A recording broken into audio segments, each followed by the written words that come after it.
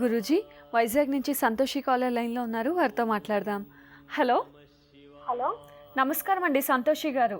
నమస్కారం. నమస్కారం అండి. ఎవరి గురించి తెలుసుకోవాలనుకుంటున్నారు? మా నాన్నగారి గురించి తెలుసుకుందామంటే. తప్పకుండా అండి. నాన్నగారి పేరు, నక్షత్రం చెప్పండి. నక్షత్రం తెలియదు, పేరు తెలుసు. చెప్పండి. జయబాబు. డేట్ ఆఫ్ బర్త్ గుర్తుందా?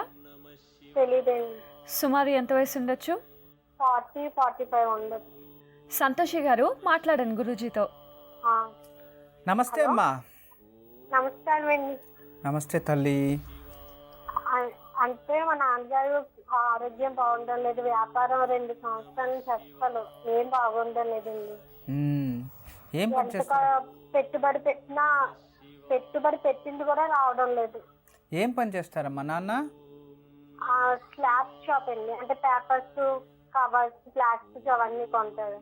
ప్లాస్టిక్ కొంటారా, అమ్ముతారా? అంటే పేపర్స్, నెక్స్ట్ చేసాలు అవన్నీ కొని వేరే షాప్ వాళ్ళకి అమ్ముతారు విడివిడిగా. ఓ, స్క్రాప్ బిజినెస్. మంచి, ప్రాబ్లం లేదు.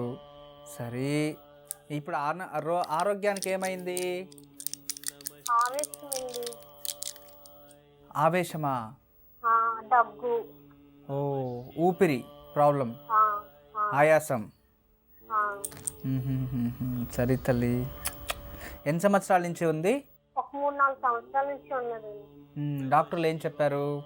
పర్వాలేదు, కొంచెం జాగ్రత్తగా ఉండండి అన్నారు. టాబ్లెట్స్ రాసుకున్నారు, అవి వేసుకోగానే తగ్గిపోతుంది. లంగ్స్ అన్ని క్లీన్గా ఉన్నాయంటనా? బాగానే ఉంది. సరే తల్లి. వీళ్ళ నాన్న తాతగారు ఎవరికైనా ఉండిందా ఇలాగే ఆయాసం? లేదు. వీజింగ్ ప్రాబ్లం ఎవరికి లేదు? వీళ్ళకే వచ్చింది అయితే. నెక్స్ట్ వ్యాపారము చాలా అసలు ఏం బాగుండలేదు, అదే ప్రాబ్లం అయిపోతుంది ఎక్కువగా. ఇప్పుడు ఎన్ని సంవత్సరాల నుంచి ఈ వ్యాపారం చేస్తున్నాడు మీ నాన్న? చిన్నప్పుడు అంటే ఒక 25 సంవత్సరాల నుంచి చేస్తున్నారు ఆ వ్యాపారమే. ముందంతా బాగానే ఉండేది, ఈ 2-3 సంవత్సరాల నుంచి బాగా లాస్ అయిపోతుంది. పెట్టుబడి పెట్టింది కూడా అసలు రావడం లేదు, తీసుకెళ్ళడమే తప్ప మళ్ళీ ఇంటికి అసలు పెట్టింది అసలు ఇంటికి రావడం లేదు మళ్ళీ. సరేమ్మా. ఓకే. నాన్నకి ఎంతమంది పిల్లలు, సంతానం? 2 అమ్మాయిలమే. 2 అమ్మాయిలే. మీరు పెద్దవారా? మేము పెద్ద. నీకు చెల్లెలు ఉంది. నువ్వేం చేస్తుంటారు మీరు? అంటే మ్యారేజ్ అయిపోయింది, నాకు మ్యారేజ్ అయ్యి 3rd ఇయర్. ఓకే. నీ చెల్లెలు? చెల్లెలు చదువుకుంటుంది. ఏం చదువుతుంది?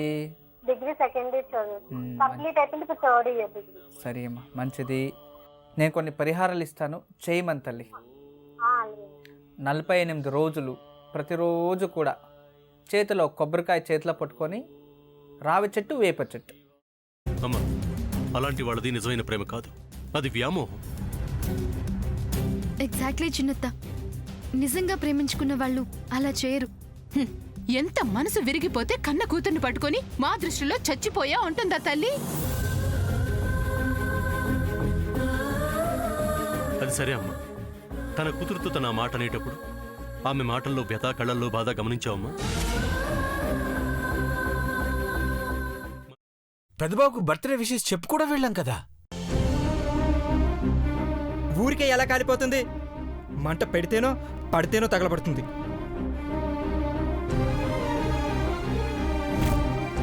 కరెక్ట్ చిన్నబాబు, నీకొచ్చినట్టే నాకు డౌట్ వచ్చింది. పార్వతే షర్టును తగలబెట్టిందనుకుంటా.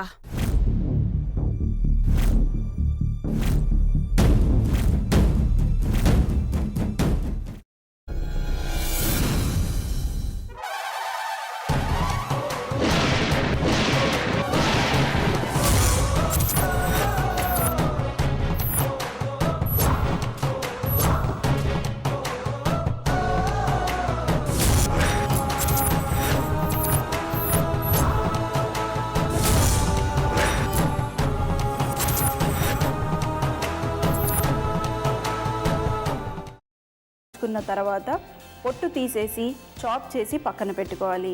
ఒక ప్యాన్లో కొద్దిగా నూనె వేడి చేసి అందులో ఆవాలు, మినప్పప్పు, శనగపప్పు, కరివేపాకు, సన్నగా తరిగి పెట్టుకున్న ఉల్లిపాయలు వేసుకుని 1 నిమిషం పాటు వేయించుకోవాలి. ఆ తర్వాత కాల్చి కట్ చేసి పెట్టుకున్న వంకాయని కూడా అందులో వేసుకుని బాగా మిక్స్ చేసి బౌల్లోకి ట్రాన్స్ఫర్ చేసుకుని అందులో తగినంత చిక్కటి పెరుగు లేదా పల్చటి పెరుగు వేసుకుని మిక్స్ చేసి అన్నంతో కానివ్వండి, చపాతీతో కానివ్వండి సర్వ్ చేసినా చాలా బాగుంటుంది.